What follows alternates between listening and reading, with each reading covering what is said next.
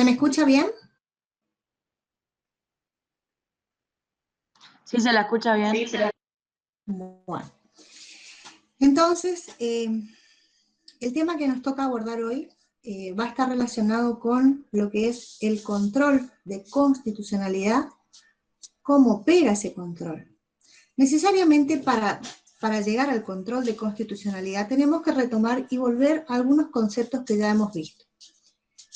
El de la supremacía constitucional. ¿Se acuerdan que había una norma base, la norma fundamental, la piedra fundamental o angular de donde todo el ordenamiento que sigue en consecuencia deberá adaptarse a ella, deberá ser acorde, tanto material como formalmente, en cuanto a los lineamientos y los parámetros fijados en la Constitución Nacional, donde existían gradación de normas que las inferiores debían estar acorde, conforme a nuestra propia Constitución.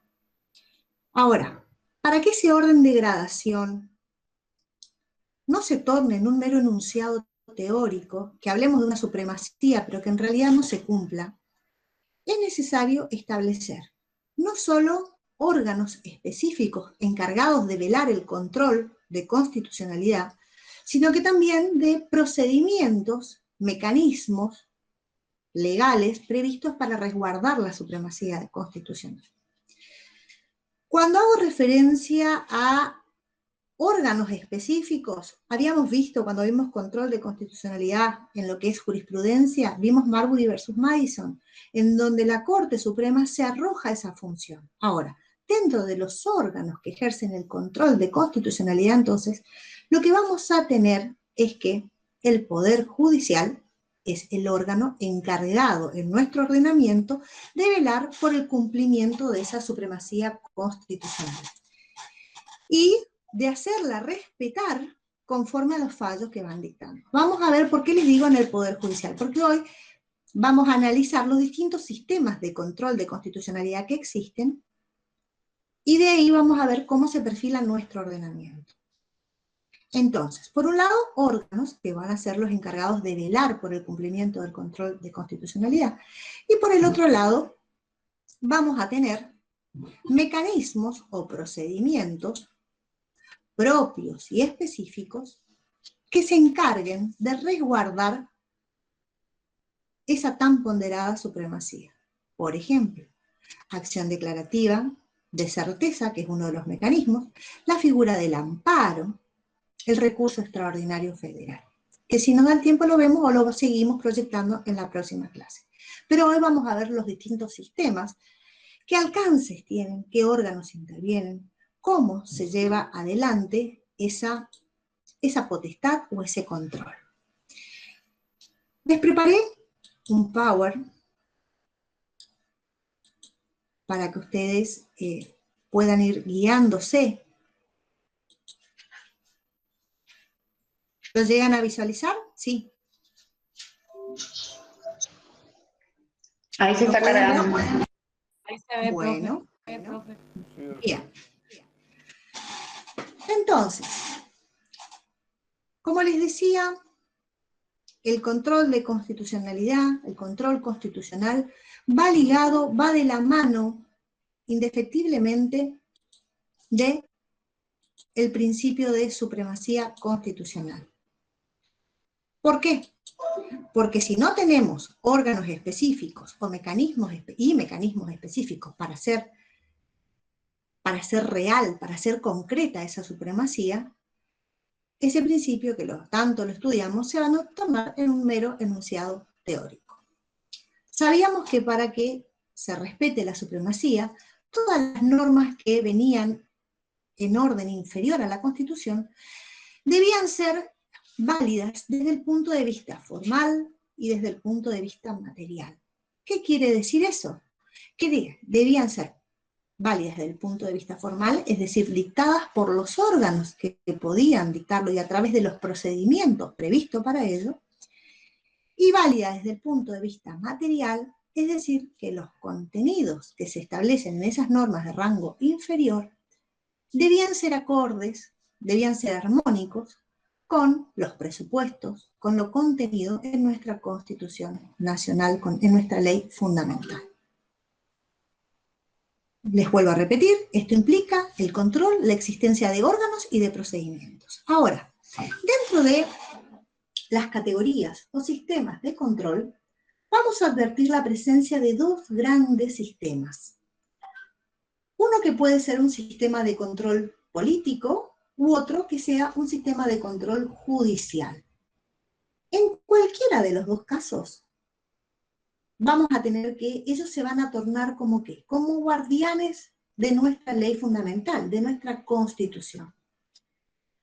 Dentro de la categoría de cuando son llevados adelante por órganos del Poder Judicial, de la faz judicial, vamos a encontrar determinadas características que van a marcar cómo se lleva adelante ese control, que van a poder variar según los distintos ordenamientos. Por un lado, vamos a tener que dentro de lo que es control judicial, después vamos a ver cuándo hay órganos o cuándo se efectúa un control a través de un órgano político. Dentro del control judicial, vamos a ver que podrá o no existir pluralidad o no de órganos, ya sea se trate de órganos concentrados o de órganos difusos. Los órganos concentrados van a ser aquellos en donde el control judicial solo lo realice un determinado tribunal. Por ejemplo, tribunales constitucionales, específicamente creados para ejercer esa función. O que el control se realice a través de un sistema de órganos difusos. ¿Qué quiere decir esto? Que cualquier órgano dentro de la estructura del ordenamiento judicial, del Poder Judicial, va a poder efectuar el control. Es decir, primera instancia, segunda instancia, o en su caso, de cualquier fuero o jurisdicción. Eso con respecto a pluralidad de órganos, concentrados o difusos. Por otro lado, vamos a tener también, de acuerdo a los procedimientos, de acuerdo a cómo se ejecute, cómo se plantee ese control de constitucionalidad. Ya sea en forma directa, donde lo único que se persigue como objeto principal y esencial es que se declare la inconstitucionalidad o constitucionalidad de una determinada norma, como por ejemplo la acción declarativa de certeza, lo que se ha expedido recientemente la Corte, que lo vamos a analizar hoy, o por vía incidental, donde, por ejemplo, en el amparo, donde yo lo que persigo es el resguardo, la protección, evitar la vulneración de garantías constitucionales y como consecuencia de ello se plantea la inconstitucionalidad de una norma que me afecta de alguna manera garantías constitucionales. Es decir, en la vía incidental el objeto principal es el restablecimiento de un derecho, no la declaración de inconstitucionalidad de una norma, pero como incidente a la par, anexado a ello si se quiere, se planteará el tema de la constitucionalidad o no de la norma. Otra de las características que se pueden llegar a proyectar dentro de lo que es el control de constitucionalidad es según los efectos, es decir, según los efectos de la declaración de inconstitucionalidad, si estos operarán de manera declarativa o de manera constitutiva, si solamente se limitarán a un caso en concreto o constituirán una verdadera derogación de la norma. Es decir, ¿por qué? Porque tendrá efecto erga omnes, hacia toda la comunidad. O si solamente se va a avisorar, si se va a aplicar en el caso en concreto.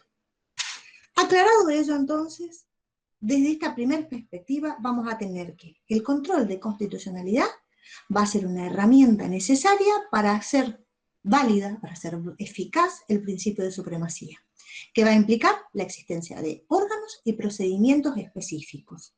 Dentro de esos órganos y procedimientos van a aparecer dos grandes sistemas. El sistema que opera a través de un control judicial, a través de órganos judiciales, o el sistema que opera a través de órganos propios del poder político, control político, que van a ser órganos que no van a estar dentro del poder judicial, como es en el caso de Francia y el Consejo de Estado francés, que lo vamos a ver seguidamente. ¿Qué pasa con el control político? Como les decía en Francia. Acá, el órgano que va a intervenir para controlar la constitucionalidad de una norma o no, no va a operar en la esfera del Poder Judicial. Va a tener la función de guardián de la Constitución, pero va a ser un órgano especial o ordinario, pero de naturaleza política. ¿Cómo surge esto? Esto surge como consecuencia de enfrentamientos que se van produciendo entre la corona, el rey, quien ejerce la representación del Ejecutivo, y el Parlamento, en donde se empiezan a superponer determinadas potestades políticas y legales, y es necesario la creación o la generación de un órgano que diga esto es legal o esto es no, cuando está cuestionado precisamente la constitucionalidad de una disposición. Lo vamos a ver ya que la Constitución francesa de 1852 decía, respecto de las leyes del Senado, que antes de su promulgación, antes de que se tornen válidas y eficaces y exigibles, estas podían ser anuladas por parte del gobierno o de un particular a pedido de ellos, y es un sistema que luego fracasó, pero que se fue morigerando y que se fue perfeccionando en la evolución del derecho. No sé si hay alguien que me ha quedado afuera. Bueno, me avisan si es que, porque yo estoy viendo y siguiendo la filmina y pierdo el control de si alguien quiere entrar al curso, ¿sí? Ahora, luego vamos a encontrar si ya la Constitución francesa de 1958, donde se genera por primera vez un órgano político de naturaleza política que va a ejercer el control de constitucionalidad y que va a estar constituido por el Consejo Constitucional. Ahora, esto va a variar al sistema de control judicial que nosotros tenemos, porque va a ser otra, y ahora vamos a ver las diferencias que se van a plantear entre un control político y entre un control judicial. Este órgano va a operar de manera preventiva. ¿Por qué de manera preventiva? Porque va a entrar a regir, en realidad se va a aplicar ese control antes de que la norma se torne exigible, antes que pase a su promulgación. Por eso es preventivo. El Consejo Constitucional, que se lo ve en Francia, en principio va a estar conformado por 9 miembros.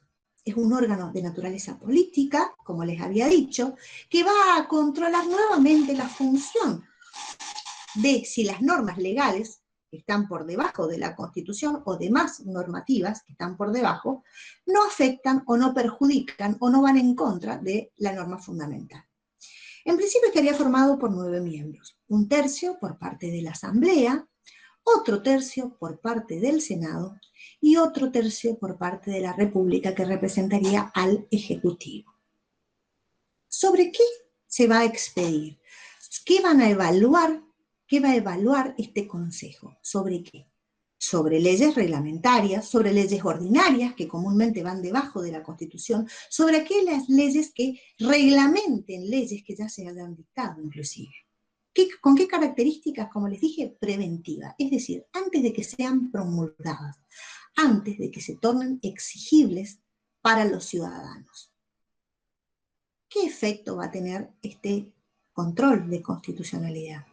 Lo desarrolla muy bien el doctor Gregorio Badeni en su tratado esto. Los efectos que va a tener la declaración de inconstitucionalidad de estas normas, de esta naturaleza de orden político, de sistema político de control, van a ser definitivas e inapelables. ¿Por qué? Porque evidentemente la norma nunca va a entrar a regir, al no ser promulgada, no va a poder ser exigible para el resto de la ciudadanía. Y como con anterioridad ya se evalúa si contrarían o no la Constitución, nunca tienen una cabida o una existencia jurídica efectiva, exigible en la comunidad. ¿Quiénes van a ser los legitimados para presentar, para plantear la inconstitucionalidad de una norma? El presidente de la República, el primer ministro o el presidente de alguna de las cámaras del Parlamento, ya sea el Senado o la parte legislativa propiamente dicha. Esa es la naturaleza, ese es el tipo de control político que yo les hacía referencia. Ahora, varían mucho, desde la naturaleza del órgano hasta los alcances que pueden llegar a tener el control político, un sistema que adopte un control político, o el sistema que adopte un control judicial, como es nuestro caso. traté de sintetizarles cuáles diferencias podrían existir entre uno y otro, entre el sistema francés, que sería el control político, y el sistema judicial, que sería el nuestro. En el sistema francés, obviamente, el control lo va a ejercer ¿quién? Un órgano de naturaleza política. En nuestro caso, lo va a hacer un órgano jurisdiccional que forma parte del Poder Judicial. Y a su vez, les comento, distinto en otros ordenamientos, ese órgano va a poder ser cualquier tribunal ordinario, de cualquier fuero e instancia.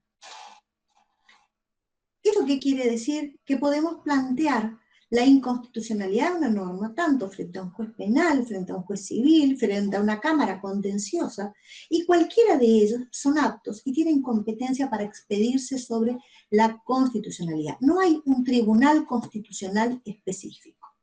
Esa es la primera característica y diferencia entre un sistema y el otro. La segunda característica, la segunda diferencia, va a estar dada por qué. En el caso del sistema político, de control político, el control es preventivo, como les decía, antes de que la norma se llegue a publicar, por lo tanto, antes de que la norma se torne exigible o obligatoria para la comunidad. Mientras que en nuestro caso, el sistema de control va a ser posterior.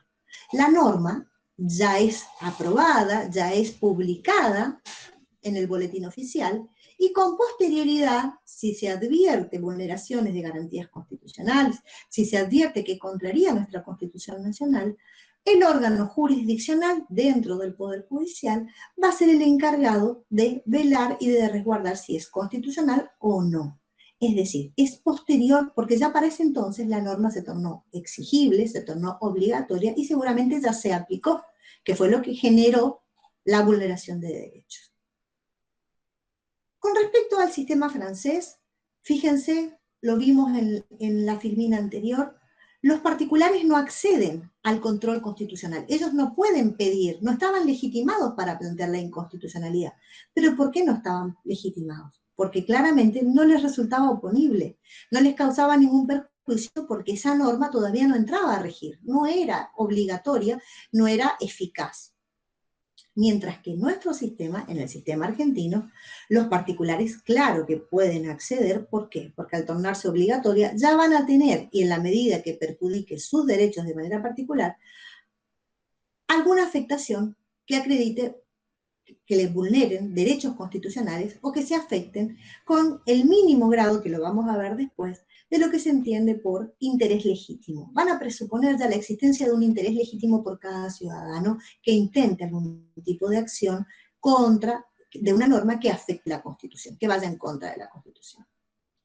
Como les dije, uno era preventivo, uno era anterior y el otro es posterior a la entrada en vigencia. Por lo tanto, en el primer caso, en el sistema francés, vamos a tener que este tipo de sistema no va a impedir, su sanción, porque nunca se va a llegar a sancionar ni a publicar.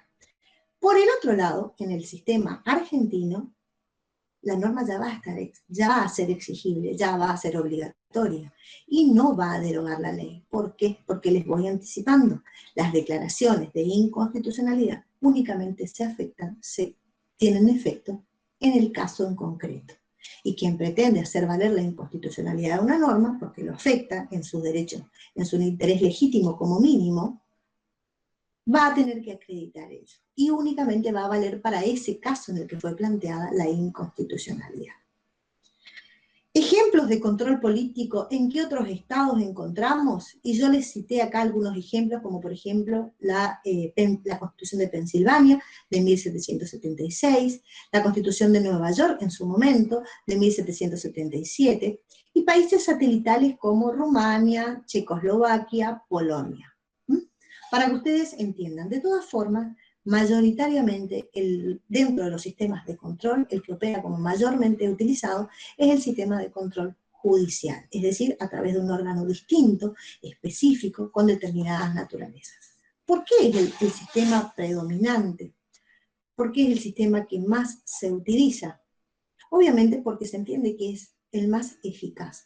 Entiéndase que el control judicial, al ser ejecutado por órganos del Poder Judicial, el organismo está dotado de personas con competencias específicas, con títulos habilitantes, sobre todo en materia de derecho, en materia de conocimiento de las leyes, de cómo funciona el sistema. Por un lado, entonces se entiende que es el mejor sistema porque aparece un órgano especialmente capacitado para ello, con una formación específica en derecho y en lo que hace a las garantías de las personas. ¿Dónde nace? Como les había comentado con anterioridad, en el leading case famoso de Marbury versus Madison, donde la Constitución, si bien determina, no se establece expresamente, se deducen de los fallos que los fuimos analizando de acuerdo a la Constitución comentada de María Angélica Gelli cuando analizamos el caso. Esto es a fines del siglo XVIII. Ahora, esta existencia de un órgano judicial, de control judicial, no implica, chicos, la supremacía, que el poder judicial esté por encima de los otros poderes, es decir, sobre el poder ejecutivo o sobre el poder legislativo. Cada uno es independiente y tiene sus funciones específicas. Cada uno es supremo en sus competencias e incumbencias. Y los jueces, por ello, se aplica solo al caso en concreto y no pueden derogar la ley. Lo cierto es que también, como consecuencia, ¿no es cierto?, de la propia jurisdicción y de evitar que se haga justicia por mano propia frente a injusticias, nuestro mismo sistema estableció órganos específicos que se encargaran, que es el Poder Judicial, en cabeza del Poder Judicial, que se encargaran de analizar si determinadas leyes, funciones propias de otros órganos del poder, podían afectar garantías, podían vulnerar derechos de los sujetos. Y en esa función se le encomienda ¿a quién? Al Poder Judicial, pero sin que ello implique que el Poder Judicial quiera asumir funciones legislativas o quiera asumir funciones ejecutivas, como por ahí se escuchan en algunos medios. Cada rol, cada poder tiene su función esencial, tiene sus competencias, tiene su ámbito de actuación. Ahora, si bien son independientes, como vemos, y como lo vamos a analizar seguramente en Constitucional 2, en la parte de poderes, hay determinadas cosas que se van interrelacionando. Y en algunos casos vamos a ver que el Ejecutivo y el Legislativo van a trabajar de manera coordinada para la elección de determinados funcionarios. En otros supuestos acá es la misma Constitución la que pone en cabeza del Poder Judicial la facultad de controlar que no se avasalle esa supremacía, nuestra ley fundamental o la ley suprema a la que tanto hacemos referencia. Aclarado ello, vamos a ver que, a su vez, dentro de los sistemas judiciales, que es en cabeza del órgano judicial, no todos los sistemas son iguales, no todos son uniformes. Vamos a ver en otros estados que también existe el control judicial, pero que a lo mejor tienen otras características, como les decía, según la estructura de los órganos. Es decir, si existía un órgano concreto, por ejemplo, en los países donde hay tribunales constitucionales únicamente, donde se aplica un órgano específico, es un tribunal que solamente analiza la constitucionalidad de la norma, órganos concentrados, u órganos difusos, como era en nuestro caso, que se podían presentar ante cualquier juez de cualquier grado y de cualquier materia, el planteo de inconstitucionalidad o el análisis del control de constitucionalidad. También vamos a encontrar que existen países que va a variar según quién pueda presentar esta acción o esta medida o este recurso de inconstitucionalidad.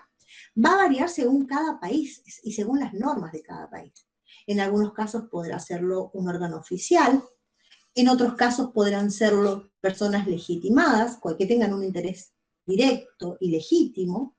En otros casos podrá serlo cualquier órgano o persona con intereses, y en algunos casos hasta el juez de oficio. Esto es para que ustedes vayan viendo en líneas generales cómo pueden variar según cada sistema. Luego vamos a ver cómo es en nuestro país. Con respecto al procedimiento, también vamos a encontrar que esto dentro del sistema judicial podrá cambiar, podrá variar entre uno y otro. Normalmente, mayormente en América Latina, se utiliza el sistema incidental. La regla normalmente es que se persiga algo en una determinada acción a través de la acción de amparo, que lo vamos a ver si Dios quiere la clase que viene, y como consecuencia de ello también se plantea la inconstitucionalidad de una norma. Esa es la vía incidental. La vía principal, que se da mayormente en Europa, vamos a ver que lo único que persigo con la finalidad que llevo adelante la acción y el control de constitucionalidad va a ser esa declaración, sin mayores efectos, sino que únicamente se declare frente al caso concreto la inconstitucionalidad de una norma. Por otro lado, van a haber países que mezclan ambos sistemas y nosotros en algunos aspectos, a través de la acción declarativa, vamos a también tener en cuenta que únicamente ahí, en ese caso, se va a expedir sobre si una norma es constitucional o no, si el accionar de alguno de los dos poderes del Estado a través de un decreto, como lo fue el presente caso, que lo vamos a ver ahora más tarde, o una ley del Poder Legislativo es inconstitucional o no, ha afectado o no la Constitución Nacional. En el caso de ambos sistemas que van mezclando el sistema incidental y el sistema principal, vamos a ver que se manifiestan mucho en Alemania y también en Italia. La otra característica va a ser según el alcance que tenga esa declaración de inconstitucionalidad. Como les decía, si es que tiene erga omnes, a efectos erga omnes, es decir, si su norma, si su declaración anula o deroga la norma, o si por el contrario únicamente se afecta al caso en concreto. Es decir, si tiene una aplicación interpartes. Lo cierto es que el sistema constitucional, el sistema de control constitucional en cabeza del Poder Judicial, es el que brinda la mejor y la mayor capacidad técnica e independencia formal para poder resolver, porque siempre, desde cualquier perspectiva, es bueno que el que ejerce algún tipo de control no pertenezca a la misma esfera del órgano que ha dictado ese acto que ha sido cuestionado o vulnerado. Nosotros adoptamos este sistema, el control judicial, ya habíamos dicho, y surge para hacer efectiva la tan ponderada supremacía constitucional que la veíamos en el artículo 31 de la Constitución y que la establecíamos como eje fundamental de toda nuestra organización y de todo nuestro sistema normativo. ¿Cómo es en el sistema argentino? Vamos a ir, ¿se acuerdan que vimos? Según sea el órgano, según las partes que estén legitimadas, según el tipo de procedimiento que se utilice, y según quién pueda plantear la declaración de inconstitucionalidad.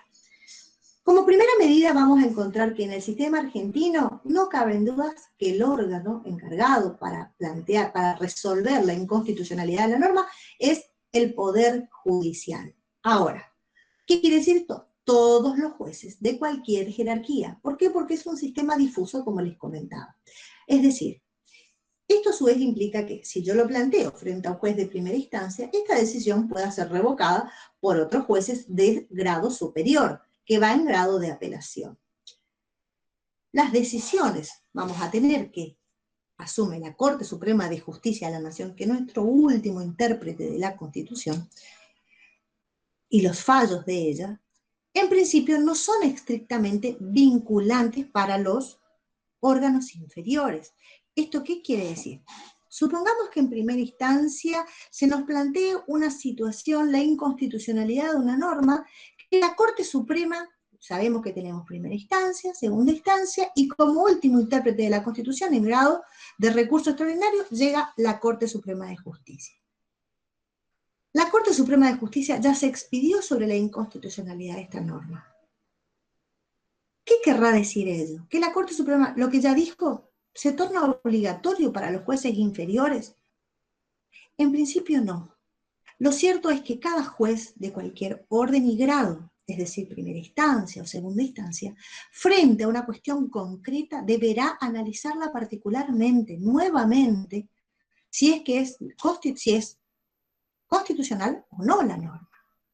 Si la Corte Suprema de Justicia de la Nación ya se expidió y ya dijo que determinada norma era inconstitucional, por una cuestión de orden práctico, porque ya sabemos que el máximo intérprete de la Constitución se expidió, normalmente los tribunales inferiores, y también por una economía procesal, adoptan el criterio de la Corte.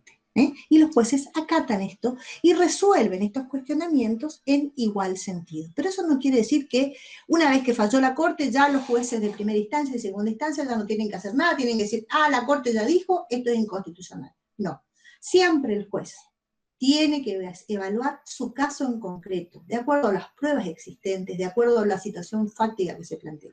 Y si en esa medida se advierte que ya la Corte se expidió frente a unas circunstancias, similares, iguales, lo más probable es que falle de acuerdo a lo que ha determinado la Corte.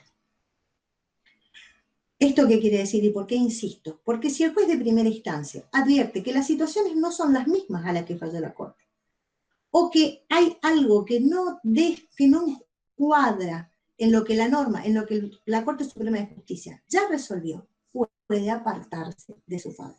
Puede apartarse de lo que ya dijo el máximo intérprete de la Constitución.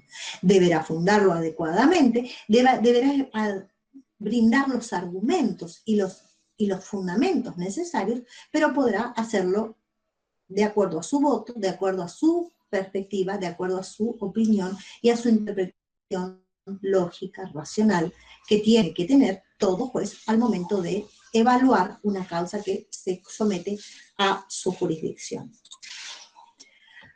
A su vez, como les decía, no es que el Poder Judicial está por encima de los otros. Como la división de poderes implicaba un reparto de funciones y de competencias en nuestro sistema, la división de poder ejecutivo, legislativo y judicial.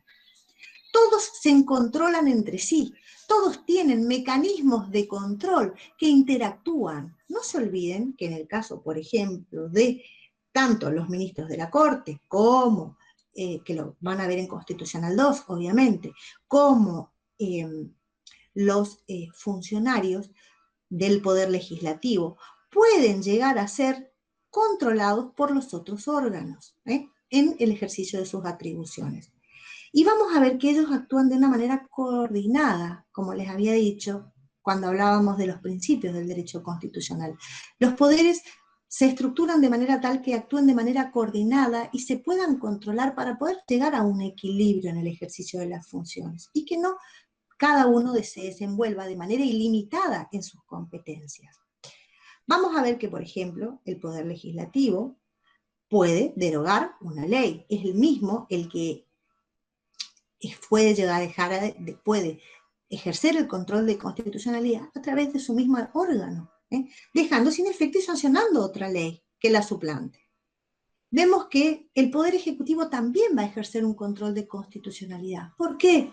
Porque si llegado su momento, sabemos que en lo que es la aprobación de una norma, primero interviene seguramente la Cámara de Diputados, que es la que normalmente tiene la iniciativa de las leyes, luego la Cámara de Senadores, y llegado su momento, el presidente de la Nación, el Poder Ejecutivo, podrá ejercer el control de constitucionalidad, decidiendo no promulgar la ley, no sancionarla.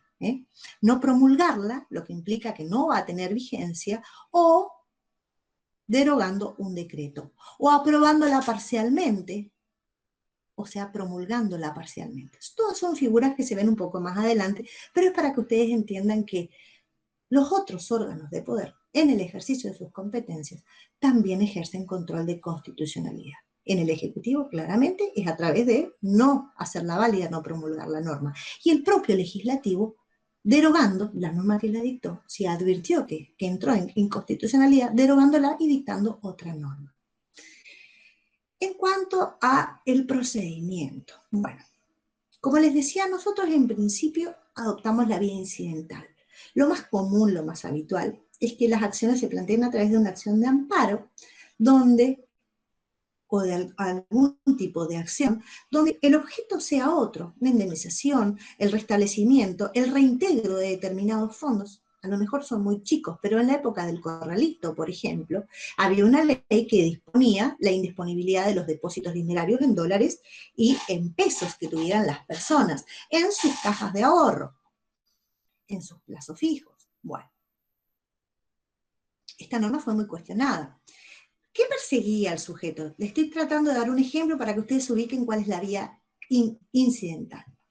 El objeto principal era el restablecimiento del derecho de propiedad. Imagínense, los ciudadanos que habían confiado en un banco, que habían depositado sus haberes, el dinero es parte del derecho de propiedad de uno, es parte de su capital, que habían depositado en un banco, se vieron por una norma de emergencia imposibilitados de sacar ese dinero, que a lo mejor lo necesitaban porque tenían una emergencia médica, porque tenían alguna enfermedad, porque tenían una situación particular a la que tenían que hacer frente. Y por una ley de emergencia no podían sacarlos de los bancos. Como objeto de la acción, lo que se pretende es restablecer el derecho constitucional vulnerado, el derecho de propiedad. ¿Como consecuencia de qué? De una ley que va en contra de la Constitución. Por lo tanto, esa ley debía ser, a su vez, de manera incidental, declarada inconstitucional. En otras provincias está prevista la acción directa de inconstitucionalidad. Nosotros en Resistencia Chaco tenemos prevista la acción directa y se la plantea directamente ante el Superior Tribunal de Justicia. En el orden nacional no está prevista la vía principal, como acción de inconstitucionalidad, pero sí tenemos figuras como, por ejemplo, la figura del amparo, como les decía, el habeas corpus y esta acción declarativa de certeza, que es lo que se ha utilizado últimamente en el reciente fallo del día 4 de mayo de la Corte Suprema de Justicia, donde la Cava pidió con respecto a la educación que se expidiera de acuerdo a las medidas que había tomado el presidente de la Nación, invocando ¿qué? Una acción declarativa de certeza, donde lo que se pedía únicamente era que se determine si ese DNU que se había dictado era constitucional o no. De esa manera tenemos que cuál es la vía incidental y cuál es la vía accesoria. Ahora,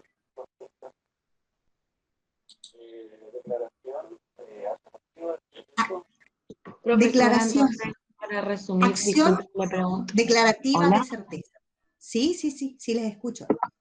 Entonces, dentro de nuestro procedimiento puede ser directo o indirecto, digamos, dentro de las formas de nuestros procedimientos, aunque en Directo, general se ve... principal o incidental. Ah, principal, gracias. ¿Sí? Cuando lo único que persigo, ¿Era entonces... directo, principal, incidental, dijo? Sí. Gracias. Bueno. Normalmente en el orden federal tenemos que no está prevista la vía como vía principal propiamente dicha. No hay una acción de inconstitucionalidad en el orden federal. En el orden provincial, en la provincia del Chaco, sí tenemos la acción de inconstitucionalidad. Acá lo que yo percibo directamente con la vía principal es que se declara inconstitucionalidad, la inconstitucionalidad de una norma. Mientras que en la vía incidental, yo lo que percibo es que se me devuelvan los fondos, que hay otro objeto, que se restablezca una garantía constitucional que se me está afectando, por ejemplo, el reintegro de plata, de dinero que estaba depositado en el banco, y a la par de ello, de manera accesoria, acompañando, sí o sí, para poder reintegrar, tengo que decir, esta norma que se dictó, evidentemente, va en contra de la Constitución y es inconstitucional. ¿Sí? Yo sé que ustedes son chicos todavía y que por ahí recién arrancan la carrera y en procesal civil y comercial, por ejemplo, van a haber distintos procedimientos para que ustedes se ubiquen, vuelvo a insistir en esto. Un proceso principal, por ejemplo, es un juicio de divorcio, supongamos. Como consecuencia de ese juicio de divorcio, yo también puedo, o una ejecución de un crédito. De manera incidental, a la par se pueden ir planteando otras cuestiones que también, que si bien no son el objeto principal de ello, son accesorias, van de la mano. Y eso es lo incidental que también trae aparejada una resolución pertinente. Pero mi objeto principal sigue siendo otro. A la par va la declaración de inconstitucionalidad. Mientras que en la vía principal, yo lo único que quiero es que se declare la inconstitucionalidad de la norma. Si esa norma es legal, es constitucional o no. ¿Está? Volvemos a repasar después, Sí, cuando profe, terminamos creo que se entiende. de cerrar esta idea. ¿Sí? ¿Cuáles son los requisitos que determina la Corte Suprema de Justicia de la Nación para plantear el control de constitucionalidad? No es que cualquiera podrá hacerlo en cualquier medida y en cualquier instancia. Lo primero que me pide la Corte es que exista una causa judicial. ¿Esto qué implica? La existencia de un proceso, la iniciación de una acción, donde el tribunal debe ejercer su jurisdicción, debe decir el derecho, debe determinar, debe resolver un conflicto, aplicando normas que integran el ordenamiento jurídico a los casos que se le someten a él.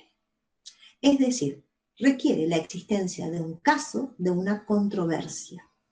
No es que al vecino que se enteró que se dictó una ley que impedía que se saquen los fondos del banco, pero que él no tenía ningún fondo depositado en ningún banco, pero se enteró, va al juez y le plantea la inconstitucionalidad. Tiene que existir un proceso, tiene que haberse presentado ante los tribunales, llevado el problema ante los jueces para que el juez resuelva ese conflicto, esa controversia. Tiene que haber un caso. Eso es lo primero. La existencia de una causa judicial conformada como consecuencia de una controversia, de un conflicto que se está suscitando. Ahora, no es de cualquier conflicto, como les decía, no es del conflicto del vecino, debe ser algo que por lo menos tenga un derecho subjetivo, que me afecte un derecho subjetivo, o un interés legítimo, como se llama, y ahora les voy a explicar a qué se hace referencia con eso. Entonces, lo primero, existencia de una causa judicial, el primer requisito. El segundo requisito, que exista petición de parte. Que la parte, y ahí viene el control de oficio si puede o no, la regla va a ser que la parte pida la inconstitucionalidad de la norma. Los jueces, como primera medida, como les dije, solo pueden actuar e intervenir en las cuestiones que le traen a consideración el ciudadano, la ciudadanía, las empresas, que le ponen a consideración las partes. El conflicto que pone a disposición cualquiera de aquellas personas que se puedan ver afectadas en una controversia, que entiendan que se les ha afectado derechos. Eso implica que no es que el juez, si vio que una norma es inconstitucional o entiende que es inconstitucional, por ejemplo, en el caso de lo que salió con el tema del aborto, la ley de aborto, porque sí nomás el juez dictara una sentencia. No, ¿por qué? Porque necesita una causa judicial, un caso concreto, alguien que haya planteado esa situación para poder abocarse. Y que plantee la inconstitucionalidad de la norma. La regla, entonces, es que el planteo de inconstitucionalidad lo tiene que pedir la parte. El que se presenta a juicio tiene que pedir se declare la inconstitucionalidad de la norma. ¿Puede hacerlo de oficio el juez? Aunque la parte no lo haya hecho, en algunos casos sí lo puede hacer. ¿Por qué? Y esto fue variando con la jurisprudencia. En principio solamente la parte lo podía pedir. Y si no lo pedía, el juez no podía expedirse. Ahora, los jueces también pueden expedirse de oficio, aunque expresamente no lo hubiera pedido la parte. ¿Por qué? Porque ellos son los encargados, todos los jueces de todos los órdenes y grados, de controlar y de velar por la supremacía constitucional. Y si de alguna manera se advierte la presencia de normas que van en contra de nuestra Constitución, deberán declarar la inconstitucionalidad. Cuando esto fuere manifiesto, cuando este fuere aberrante a los... Por ejemplo, ahí les puse un caso, una ley que prohíbe la circulación de extranjeros, o que fija aduanas provinciales, cuando nosotros tenemos normas concretas que determinan la existencia de esos derechos, la libertad de circulación, la prohibición, la libertad de circulación de todos, la equiparación de los derechos entre el ciudadano, derechos civiles, entre los ciudadanos y los extranjeros. Cuando tenemos una prohibición expresa o una norma que determina expresamente que entre provincias no existen aduanas provinciales. Entonces, la regla es que tiene que mediar pedido de parte. ¿Lo pueden hacer el juez de oficio? Y excepcionalmente sí, cuando esa arbitrariedad, cuando esa inconstitucionalidad sea de tal tamaño, sea tan grosera, sea tan repugnante a nuestra Constitución, que el juez no pueda pasar por alto. Y en ese caso, debidamente fundamentado y argumentando el juez, podrá expedirse aunque la parte no lo haya dicho, no lo haya pedido. El control de oficio será de aplicación, como les pongo acá, y de interpretación restrictiva, y para casos manifiestos, cuando sea groseramente inconstitucional. El otro requisito que prevé la Corte Suprema de Justicia de la Nación es el interés legítimo, como mínimo el interés legítimo. Dentro de las categorías de los distintos derechos que se protegen, vamos a tener que una persona puede situarse frente a una situación con un derecho subjetivo, con un interés legítimo o con un simple interés. Esa es la clasificación clásica que hace en cuanto a la legitimación toda la doctrina. El derecho subjetivo es aquel que nos pone en cabeza, que yo soy titular de un derecho. Por ejemplo, el titular de un crédito, el titular de una caja de ahorro, para retomar el caso que les había explicado. Un interés legítimo es aquel que, si bien no me da un derecho directo, como mínimo tiene que ser un interés, pero me afecta de alguna manera. Supongamos, una norma que me impide la circulación como vecino de una ciudad a otra ciudad.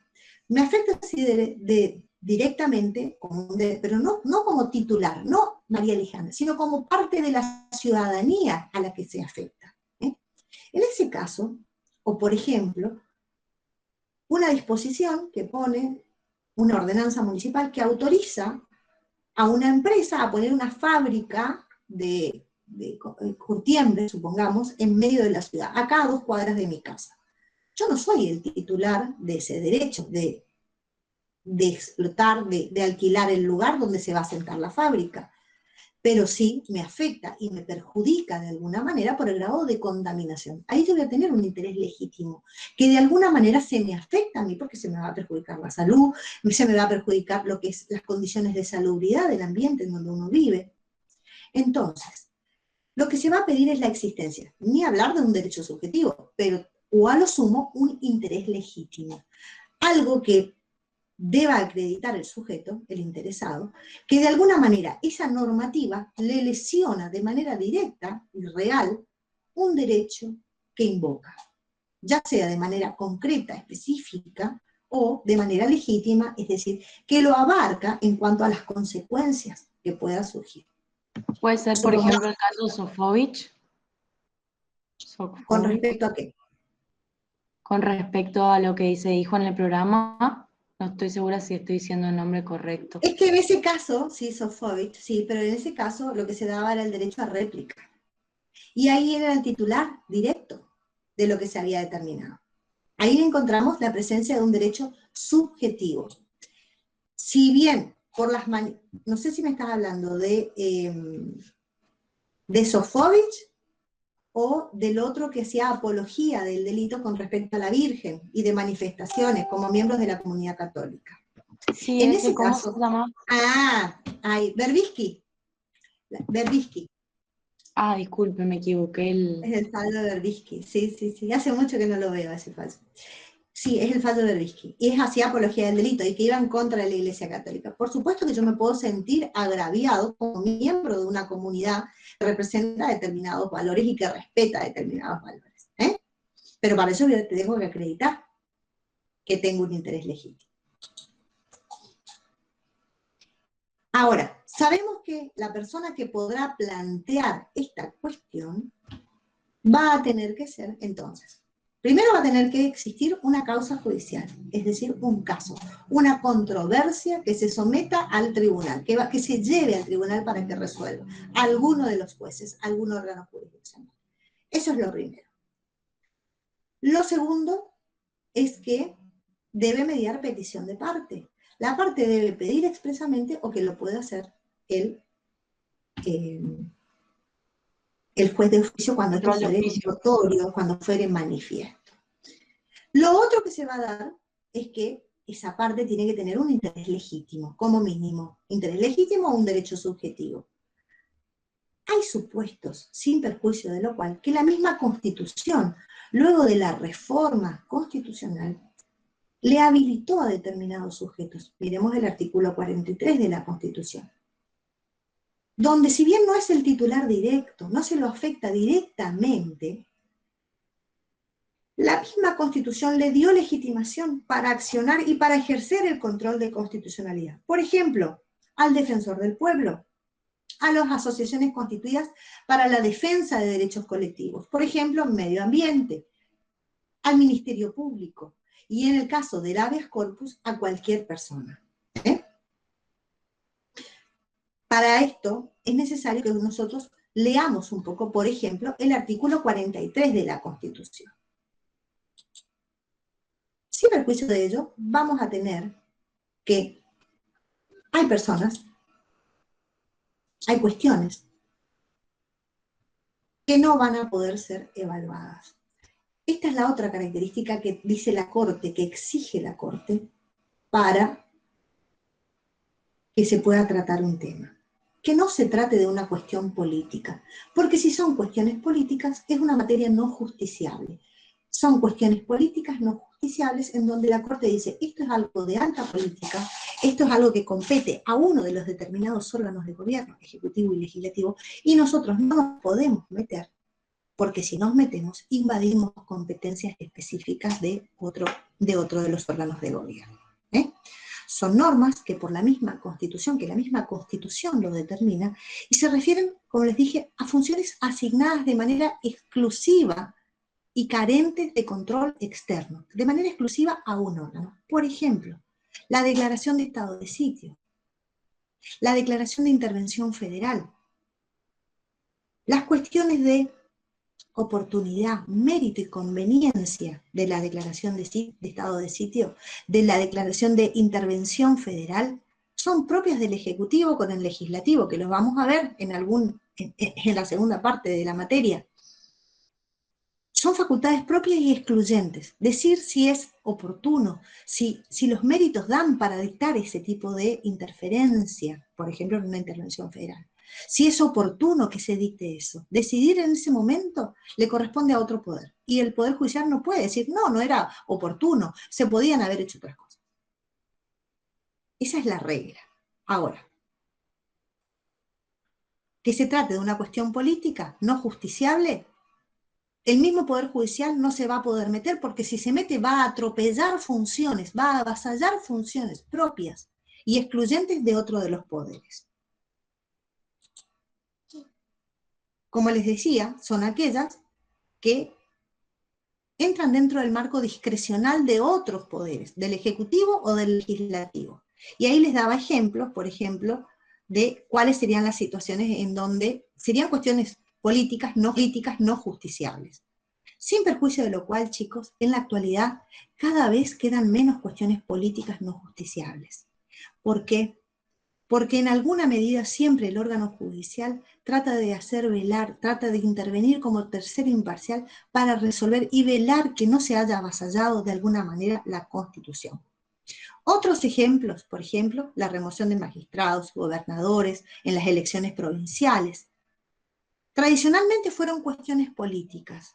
Actualmente pueden llegar a ser revisadas si se vulneran de manera arbitraria derechos subjetivos. Ya no si se daba la oportunidad, mérito y conveniencia, pero si en ese acto, por ejemplo, de remoción o de invalidez de las elecciones provinciales, si se afectó el debido proceso, si se afectaron las pautas que la Constitución determina, las cuestiones formales, procedimentales, no se cumplieron, no se llamó, no se llevó adelante los pasos que preveía la Constitución, el Poder Judicial ahí sí podrá evaluar, porque ya no entra dentro de facultades discrecionales del otro poder, sino dentro de facultades formales que debía adaptarse y que debía cumplir el otro poder conforme a los mandatos expresos de la Constitución. Se podrá controlar, como les digo acá, obviamente, si no se cumplen los recaudos formales o si los efectos del acto son inconstitucionales. Por ejemplo, avasallándose el derecho de defensa de una de las personas que pudiera haberse involucrado. Como les contaba, en la Argentina, sensiblemente se han reducido estas cuestiones políticas no controlables. ¿Y qué se puede controlar? ¿Qué entra dentro del marco de control del Poder Judicial, entonces? De manera general, tanto las leyes nacionales, provinciales, municipales, los decretos nacionales, provinciales y municipales, como vimos, los actos administrativos de los poderes ejecutivos, de los poderes ejecutivos, de los órganos de gobierno del Ejecutivo, tanto de nación, provincia o municipio, y de los otros órganos también. Y en último caso, las sentencias definitivas del último tribunal que entiende la causa. Que eso lo va a evaluar ¿quién? Obviamente, en grado de apelación, lo va a evaluar la Corte Suprema de Justicia de la Nación, que es el que va a llevar por último a través del recurso extraordinario federal y va a evaluar si se afectó o no la Constitución, si se produjo la inconstitucionalidad de una norma frente a algún derecho del particular. Entonces, solo para refrescar y que ustedes puedan anotar, los requisitos para que se pueda ejercer el control de constitucionalidad fijados por la Corte Suprema de Justicia de la Nación, como primera medida me van a exigir que exista una causa judicial. El segundo requisito va a estar dado ¿por qué? Porque existe una petición de parte de la inconstitucionalidad de la norma. Excepcionalmente de oficio el juez la podrá hacer. El tercer requisito, que exista un interés legítimo, es decir, que la persona se vea afectada de manera directa en el ejercicio de sus derechos con esa normativa que va en contra de la Constitución. Y por cuarto requisito, que no se trate de una cuestión política no judiciable. Porque si se trata de una cuestión política no judiciable, obviamente el Poder Judicial no va a poder intervenir. ¿Estamos? Con esto ¿Puedes decir queda cerrado el esquema. Por favor. Hola. Hola, sí puedo decir el punto número 2 otra vez. Que no se trate de una cuestión política no judiciable. Sí, porque si se trata, ese es el cuarto, porque si se trata de una cuestión política judiciable, queda exento del control del Poder Judicial, cuando son facultades propias e inherentes de cada uno de los órganos, de los otros órganos de gobierno, y que corresponden a facultades discrecionales. Si se dicta, por ejemplo, o no, la intervención federal de una provincia. Si era oportuno, si era el momento o no para intervenir. Ahora, si en esa intervención no intervino el Congreso, no se cumplieron los pasos legales establecidos, no se cumplió el procedimiento, obviamente que va a poder controlar porque son cuestiones formales que se han avasallado. Pero las cuestiones de oportunidad, mérito y conveniencia no podrá evaluar el Poder Judicial, porque son facultades propias y excluyentes de otros poderes. Finalizando y cerrando la idea, repito, última. Existencia de causa judicial, petición de parte, interés legítimo y que no se trate de una cuestión política no judiciable. Porque si se trata de una cuestión política no judiciable, no va a poder intervenir el Poder Judicial. Aunque cada vez resultan de menos incidencia, porque cada vez se han cerrado y cada vez son menos las cuestiones políticas no judiciales.